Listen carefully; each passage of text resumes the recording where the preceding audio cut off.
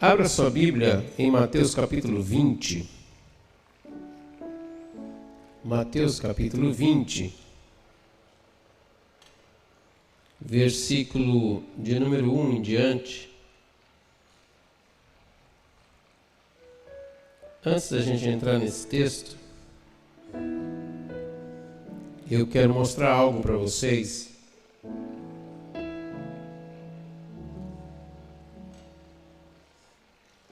No capítulo 19, nós pregamos algumas quinta-feiras passadas, fala sobre o relato do jovem rico, e depois fala de um assunto, já com o jovem rico, sobre a questão de méritos.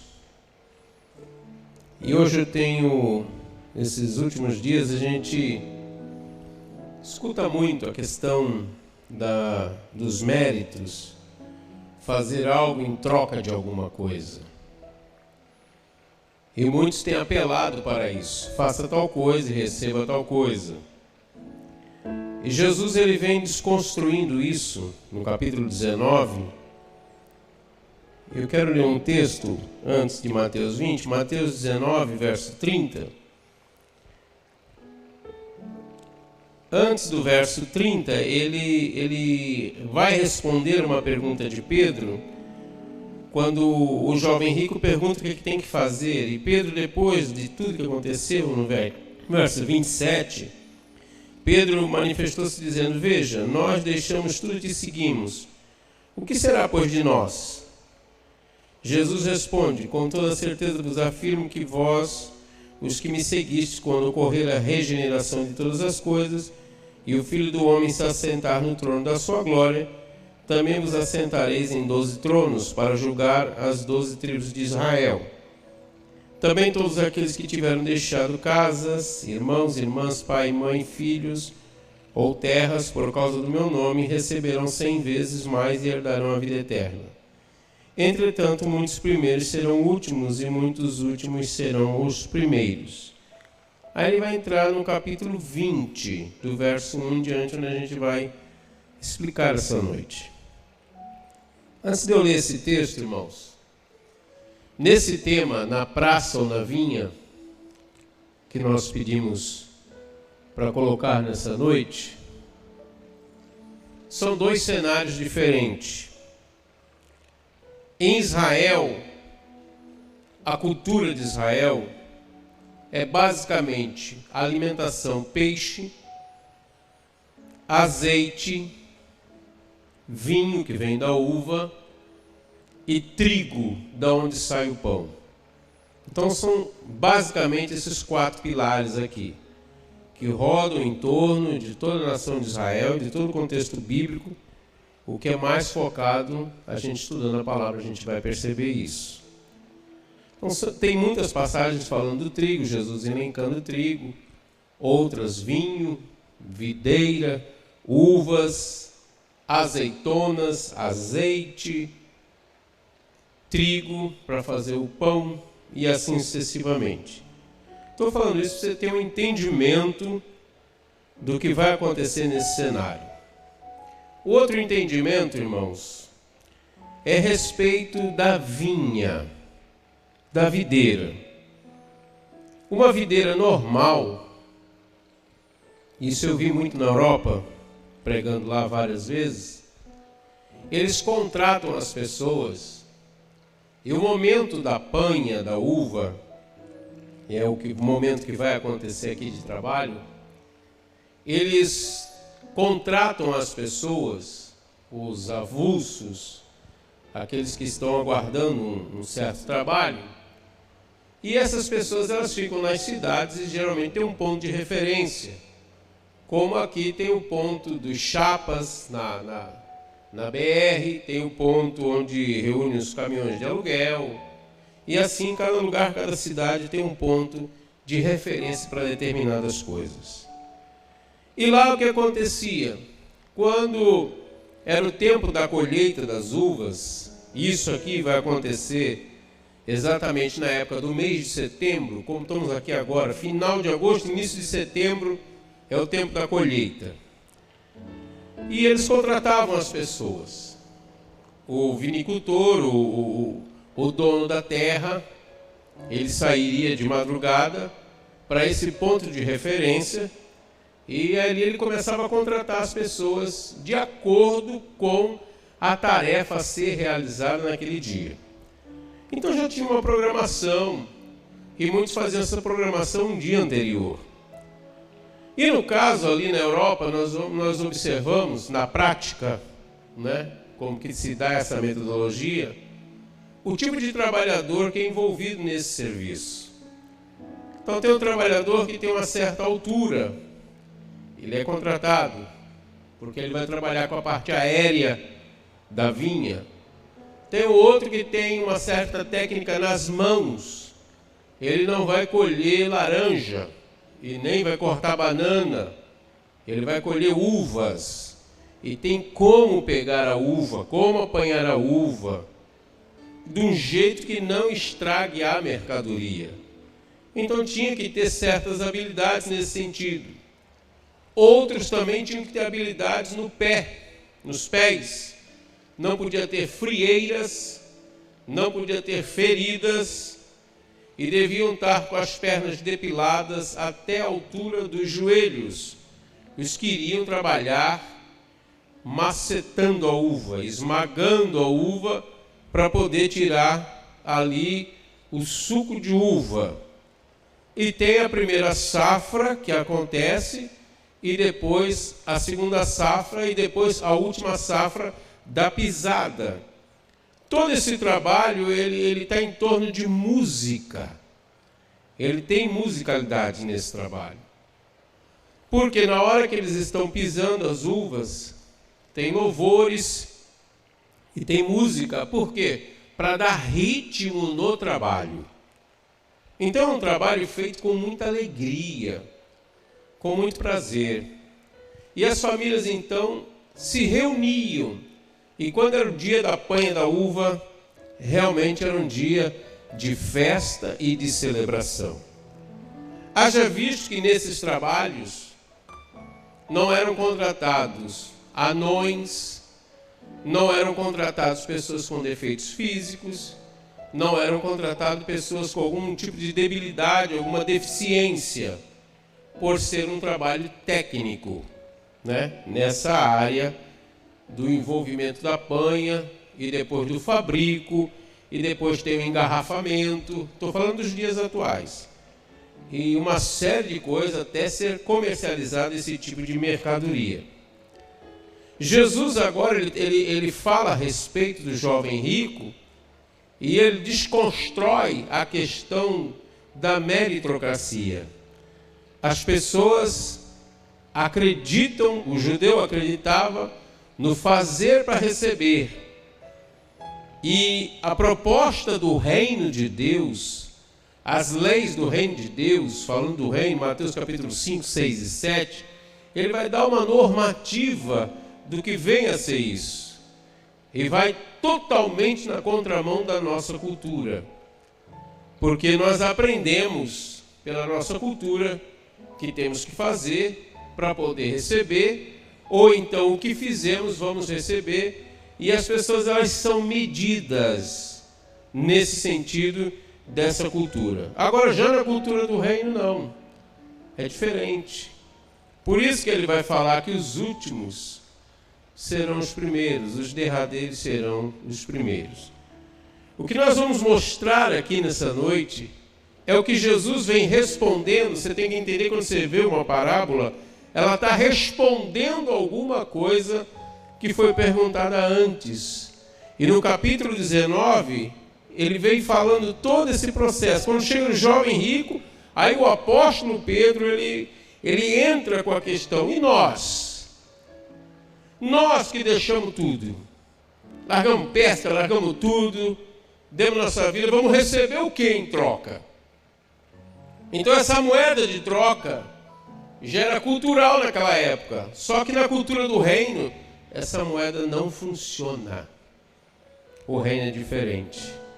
O reino é baseado em amor e em justiça. Então hoje, a religião atual, ela quer deixar de alguma maneira, de alguma forma, Jesus de lado. Ela quer ficar só com Deus no negócio, e não ter sacrifício, e não ter morte, e não ter sangue, e não ter cruz, e assim sucessivamente. Então o evangelho que leva só Deus no negócio, não é Deus completo. E o evangelho que diz que é só amor, também não é completo, porque o nosso evangelho, o evangelho de Jesus Cristo, ele é salvação, ele é justiça e ele é amor. No capítulo 20, o texto sagrado ele vai nos dizer que o reino dos céus é semelhante a um proprietário. Então ele começa ali no verso 1 a fazer um link, um paralelo, que tem uma pessoa, que tem um dono, que tem um proprietário. Se tem um proprietário, tem propriedade. E tem pessoas envolvidas nesse negócio. Esse proprietário, ele saiu ao raiar do dia. Por que ele saiu ao raiar do dia, pastor Leito? Porque o costume judaico da época era ao amanhecer e no pôr do sol. A pessoa ela era contratada, teoricamente, para trabalhar das 6 da manhã às 6 da tarde. Ou outro sim, até que aparecesse uma estrela no céu e brilhasse. Era o sinal que devia parar de trabalhar, porque estava o início da noite. Então, todo empreendedor, ele saía de madrugada. E ele ia para um lugar para contratar pessoas para trabalhar na sua vinha. Nesse caso, ele saiu quando o dia está se pondo lá, o raiar do dia. Qual era o propósito desse proprietário? Contratar trabalhadores para a sua vinha. Então, de cara nesse texto, eu observo que tinha propriedade, que tinha vinha e que tinha um contrato. Tinha um serviço para ser feito. Vamos olhar o verso de número 2. Depois de combinar com cada trabalhador, então ele chamou os trabalhadores que estavam na praça, ele contrata aqueles trabalhadores, ele acerta um pagamento. E quanto que era o pagamento? O pagamento era 1 denário. 1 denário era uma moeda da época que eles recebiam como salário, era a diária de um trabalhador. Então todo mundo sabia que se fosse trabalhar, ia ganhar 1 denário. Observe que nessa chamada é bem cedo. Ele vai até a praça. Ele observa quem está ali. E a Bíblia não diz que ele vê defeito nas pessoas. Ele contrata todas aquelas pessoas que estavam ali na praça. O trabalho está iniciando. É que eu não tenho tempo, irmãos, para mostrar para vocês todos esses horários no livro de Atos dos Apóstolos. E vai dar todas essas horas, o que aconteceu em cada horário. Mas o nosso tempo é curto. O início, ele vai sair a trabalhar naquele campo. Isso mostra dos primórdios lá atrás, quando começou o trabalho. O início do trabalho, a história do reino, a história até chegar no Evangelho. É uma coisa muito linda, fantástica. E no verso 2, ele acerta esse preço e diz o texto que ele envia essas pessoas para o campo, lá para a videira. Então muitos que vão ali vão abrir aquele trecho, vão começar aquele trabalho ao amanhecer do dia, vão ter o dia inteiro, eles já sabiam que tinha um dia inteiro para trabalhar, até o final do dia para receber ali o seu valor. Versículo de número 3. Quando chega por volta das 9 horas, eu quero que você veja bem esse texto daí para frente. Quando chega 9 horas da manhã, ele sai. Mas ele não sai com o objetivo de contratar mais ninguém. Ele sai e ele vai e viu na praça do mercado outros que estavam parados, diz o texto, sem ocupação. E aqui alguns confundem isso porque pensam que ele saiu às 9 horas para contratar de novo. Não. A Bíblia não revela o motivo que ele saiu. Ele saiu, e o texto é bem claro, que quando ele sai da vinha, ele dá uma passada na praça lá. Ele viu na praça do mercado homens que estavam ali sem ocupação nenhuma, estavam parados. Então aí de cara nós já observamos que ele não sai para contratar, que o trabalho já estava em andamento. Nós estamos agora já 9 horas da manhã do dia, e aí ele está dando início e por algum motivo ele sai na praça.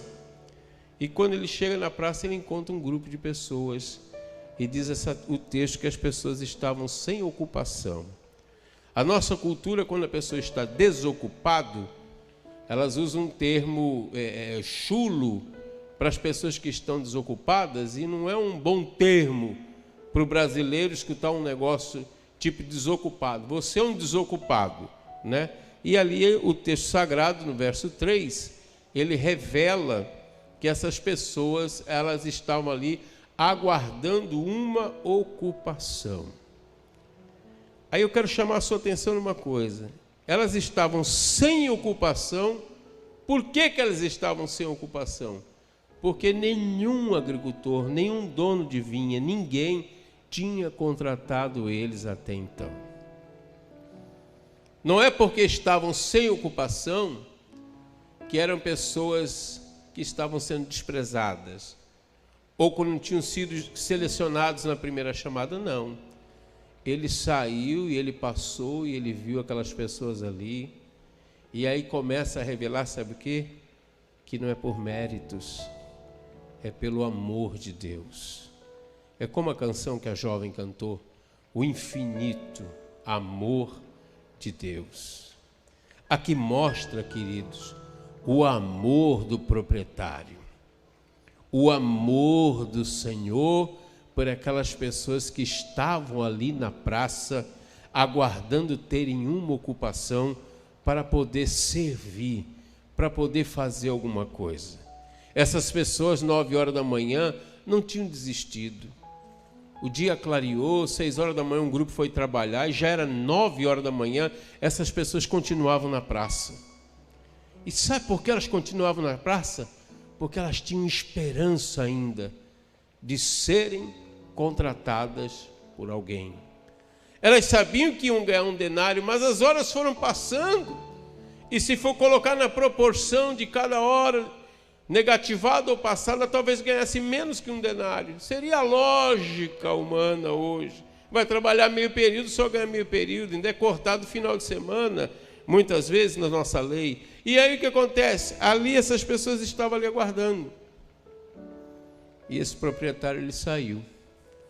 E a hora que viu essas pessoas, verso 4, ele faz uma pergunta para eles, então disse para eles: ide vós também trabalhar na minha vinha, e eu vos pagarei o que for justo. E eles foram. Daqui para frente o texto sagrado vai mostrar que não tem contrato, não tem avaliação financeira combinada quanto vai receber. Só fala o que vai ser pago. O que vai ser pago? O que for justo. E esse grupo das 9 horas, eles ficaram felizes da vida. E eles entraram no trabalho. É a mesma coisa, eu quero fazer um paralelo com você, uma coisa na cultura brasileira que você vai entender bem, fixar bem. Um jogo de basquete, um jogo de futebol, uma dessas partidas onde tem os titulares e tem os reservas. Os reservas estão ali aguardando a oportunidade de entrar em campo. Estão ali para fazer algum tipo de substituição.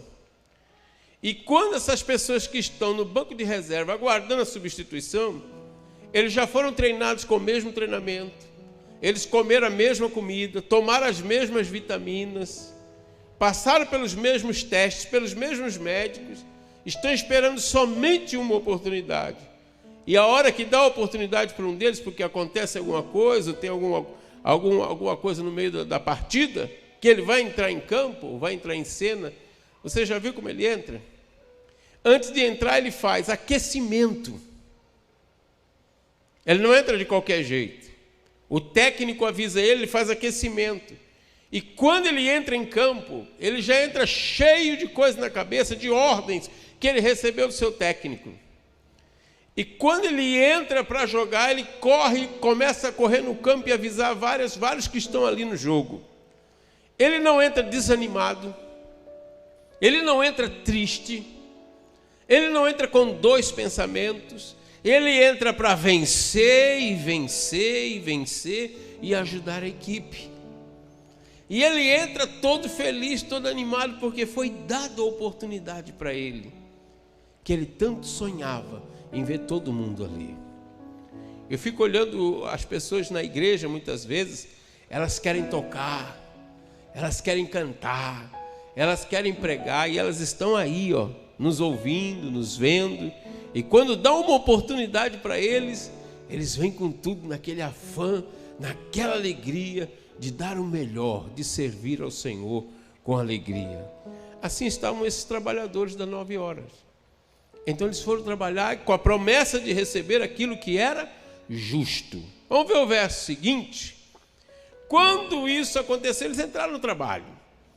Tendo saído outras vezes, o texto vai dizer que ele saiu outras vezes, ele sai ao meio-dia, depois ele sai às 3 horas da tarde, a Bíblia não revela por que ele saiu, e nessa saída do meio-dia e das 3 horas da tarde, o texto sagrado vai dizer que ele agiu da mesma forma, da mesma maneira. E quando ele saiu, que ele dava uma passadinha na praça, que ele olhava alguém que estava ali, ele contratava, ele convidava e mandava entrar na sua vinha. Ele não podia ver ninguém parado, irmãos. Quando ele passava ali pela praça, ele queria contratar aquelas pessoas e levar para dentro. A minha pergunta para você é a seguinte: é mais interessante ficar na praça ou entrar na vinha? Quantas pessoas, quando clareou o dia que começou o trabalho, um olhou para o outro e disse assim: o senhor da vinha já passou, nós vamos embora, porque agora só 6 horas da manhã do dia seguinte. E muitos tinham ido embora, e muitos desistiam, mas tinha um grupo que estava lá, que estava na fé, que estava na esperança. Parece que esses dias têm voltado. A igreja cheia de gente, cheia de pessoas, e de repente, por causa de uma enfermidade mortal, infecciosa, as pessoas começam a desanimar, começam a perder o prazer de estar na casa de Deus, de estar dentro do templo adorando a Deus.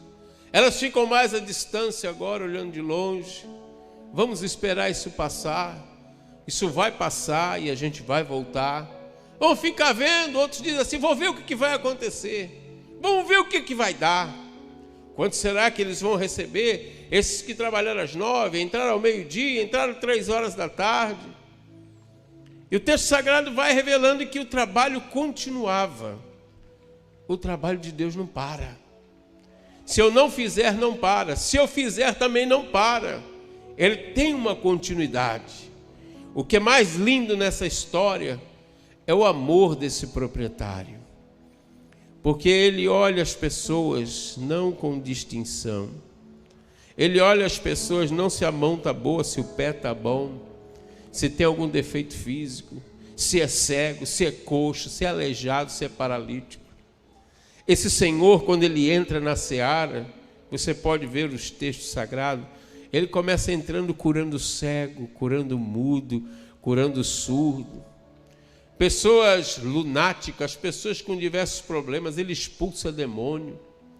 Até mortos ele ressuscita, para colocar na sua vinha, na sua obra. Jesus, irmãos, ele é lindo, ele é fiel, ele é amoroso, ele é maravilhoso.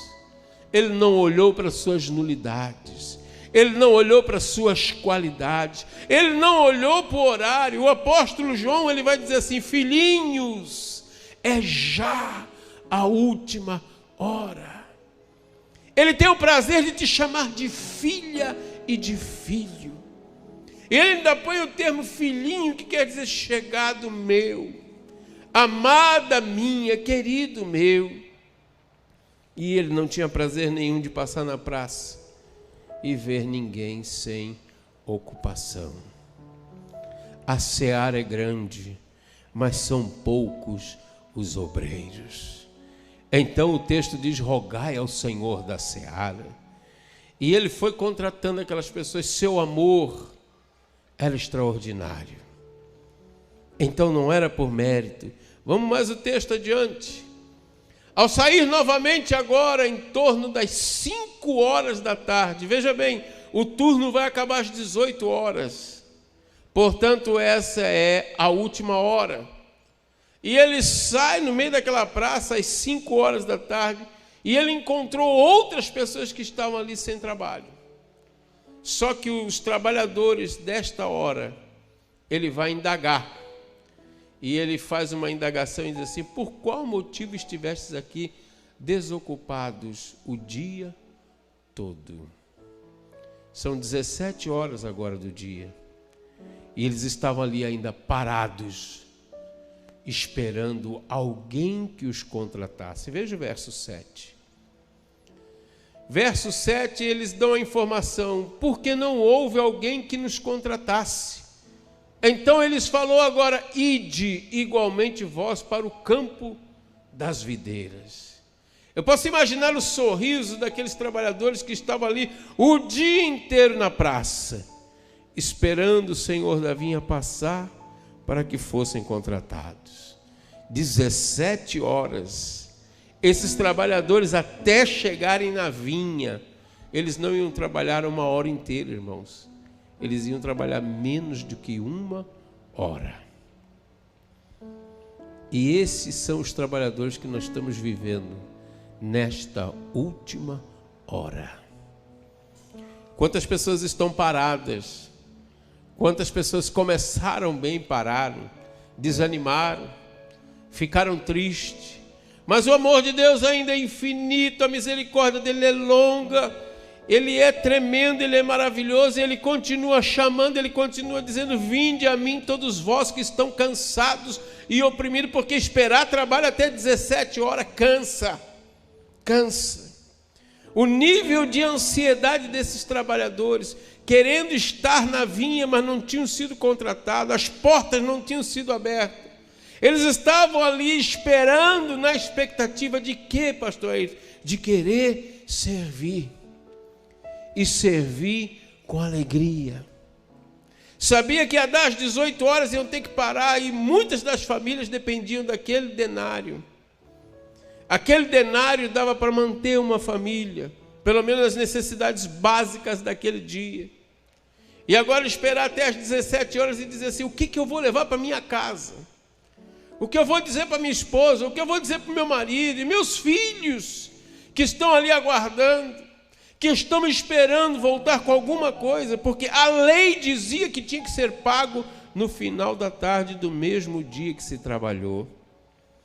Queridos, não era por mérito, porque nenhuma pessoa de sã consciência ia contratar alguém na última hora para trabalhar. Eu olho para vocês aqui nessa noite, todo mundo trabalhando, e não é por mérito nenhum, é pela misericórdia do Senhor, pela bondade do Senhor. Isso mostra o que? O Evangelho da graça. A graça de Cristo abrange toda a praça. E quando eu falo de praça, eu vou ver lá no livro de Apocalipse, essa mesma praça lá para cima agora.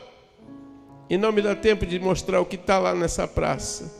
E você vai passar lá, você vai pisar lá, e você vai ver aquelas coisas maravilhosas que estão reservadas para os trabalhadores do reino. Jesus é lindo. E ele continua ainda: hoje nós sabemos que resta um pouquinho de tempo, que há de vir, virá e não tardará. Nós somos a geração da última hora. Que agora não tem mais nenhuma hora, é menos do que 1 hora.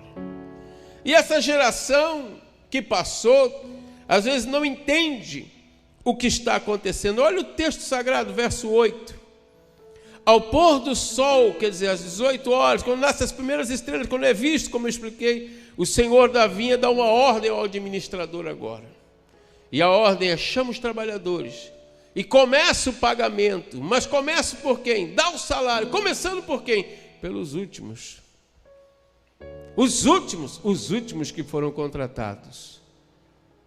e depois terminando com os primeiros. O mesmo texto vai aparecer lá em Mateus 19, quando ele responde a Pedro e quando ele responde ao filho rico. Porque o filho rico dizia assim: o que eu tenho que fazer? E aqui é diferente. Ele fez por você. Qual era o direito nosso como humano? Inferno. Inferno, porque nós estávamos perdidos, condenados, separados de Deus.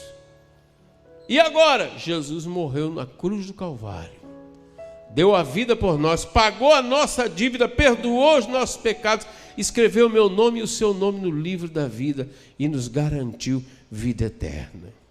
O mesmo assunto do capítulo 19 entra no capítulo 20 ainda, com a vida eterna. A salvação é para agora, é para esse tempo, é para a minha vida, para a sua vida. Quando o administrador chama, ele começou a chamar agora os últimos. Veja o verso 9. Quando chegaram os que haviam sido contratados em torno das 5 horas da tarde, cada um deles recebeu um denário. Eu fico imaginando os trabalhadores da última hora, irmãos, chegando agora para receber o seu salário. Trabalhei 1 hora. E quando eu vou receber o meu salário, eu recebo o salário de um dia inteiro. Eu recebo o pagamento como se eu tivesse trabalhado desde o pôr do sol e ter passado o dia inteiro. E aí quem não entende a justiça de Deus, entende a justiça humana, ele entra em choque, ele entra em conflito, porque a nossa natureza é má, é egoísta, é invejosa, é pecaminosa. Mas a natureza de Deus não tem nada a ver com essa, o reino não tem nada a ver com isso, com esse pragmatismo que está por aí. O reino é diferente. Olha o texto seguinte, 10. Quando vieram os que haviam sido contratados primeiro, deduziram agora, porque deu margem para pensar: se trabalhou 1 hora, ganhou 1 denário, quando chegar lá nos primeiros, acho que eles vão ganhar 10, hein? Porque trabalharam 1 hora, ganharam só ganharam 1 denário, igual a gente. Deduziram, diz a Bíblia. Esse é o problema dos dias atuais. Tem muita gente deduzindo um monte de coisa. Mas as ordens do reino estão aqui nesse livro, na palavra de Deus. Leia o texto. Eles deduziram que iam receber mais. Contudo, também estes receberam 1 denário cada um.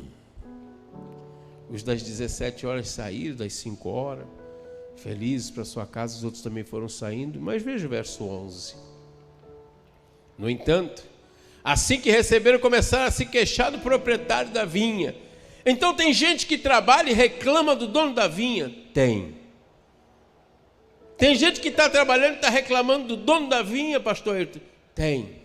Reclama de Deus, se queixa de Deus, diz que Deus não vê ele, não atende ele, não fala com ele, não ouve ele, enfim, reclama de um monte de coisa.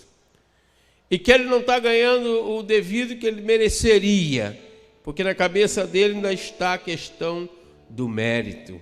Olha o verso seguinte. E ele disse: esses últimos homens trabalharam apenas 1 hora, e apesar disso o Senhor os igualou a nós. Como que suportamos o peso do trabalho e o calor do dia? Verso 13. Mas o dono da vinha, explicando, falou a um deles: amigo. Olha como o dono da vinha chama: amigo. Quando ele chama de amigo, você vai lembrar de quem na Bíblia? No Novo Testamento, que ele chamou de amigo, quando estava traindo ele? Judas. Amigo.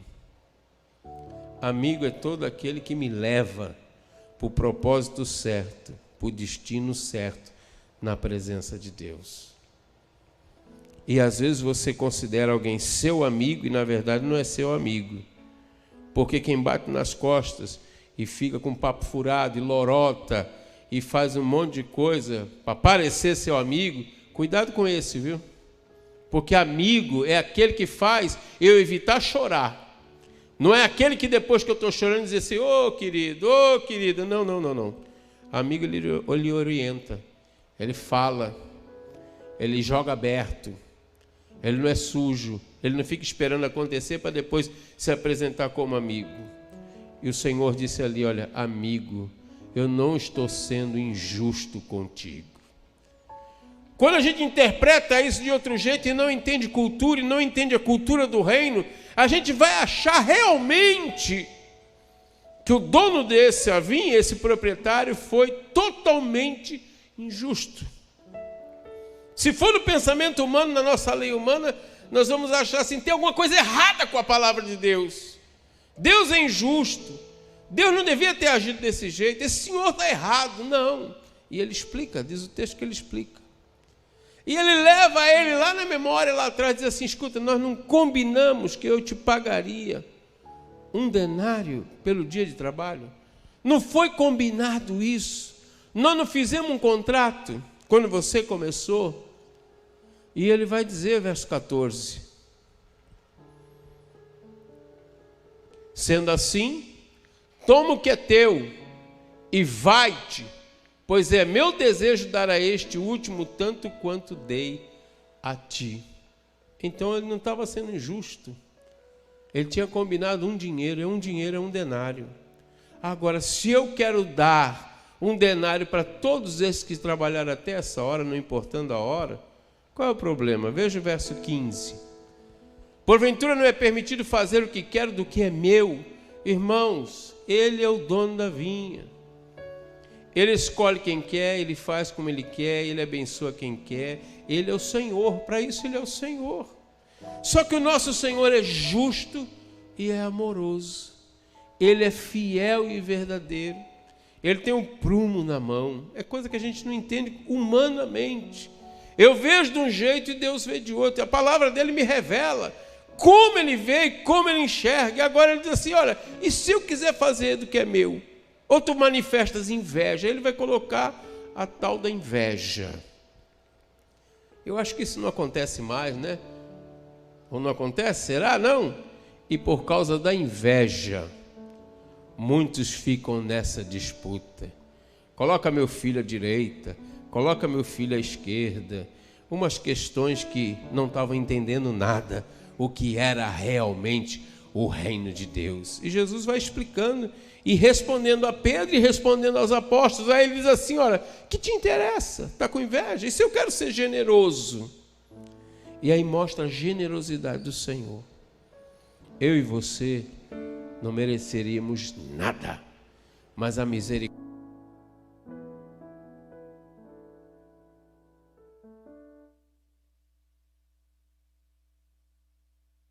A bondade do Senhor tem nos alcançado. E isso é graça de Deus. Isso não é mérito. Os méritos é de Jesus Cristo, nosso Senhor e nosso Salvador. E ele diz agora, no verso seguinte: por isso, os últimos serão os primeiros, e os primeiros serão os últimos. Novamente o que ele falou lá no capítulo 19. Pois muitos serão chamados, mas poucos serão escolhidos. Você entendeu o que você merecia? Inferno, mais nada. Mas através de Jesus Cristo agora, nós ganhamos misericórdia, perdão e somos candidatos ao arrebatamento. E o que o senhor quer dizer com isso, pastor? Que resta pouco tempo. Temos menos de 1 hora para trabalhar até que ele venha. Pode ser a qualquer momento, pode ser hoje. Eu quero perguntar para você agora, fique de pé por um instante. Tem alguém aqui nessa noite que quer entregar sua vida a Jesus?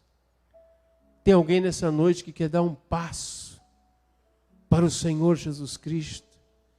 Tem alguém nessa noite que após receber a palavra, recebe o entendimento que é por graça e por misericórdia? Tem muitas pessoas que tomaram banho nas águas, mas ainda não entregaram a vida para Jesus. Não entregaram de todo o coração e de toda a sua alma. Se tem alguma pessoa que quer voltar para Jesus, dê um sinal com a sua mão. Nós queremos orar por você. A palavra é pregada. Ali tem uma vida para Jesus. Tem mais alguém que quer fazer essa entrega para o Senhor nessa noite? A palavra de Deus diz: entrega o teu caminho ao Senhor, confia nele e o mais ele fará. Eu gostaria que algum irmão acompanhasse aquele rapaz que levantou as mãos ali. Teria algum irmão, algum voluntário para ir até ele? A palavra de Deus, ela tem poder, irmãos. Talvez você está me ouvindo aí pela internet e o evangelho da graça tem chegado até você. Resta pouco tempo e o que há de vir virá e não tardará. Jesus Cristo é mesmo ontem, hoje e eternamente. Nós não merecíamos, mas Ele nos salvou e teve misericórdia da minha vida e da tua vida.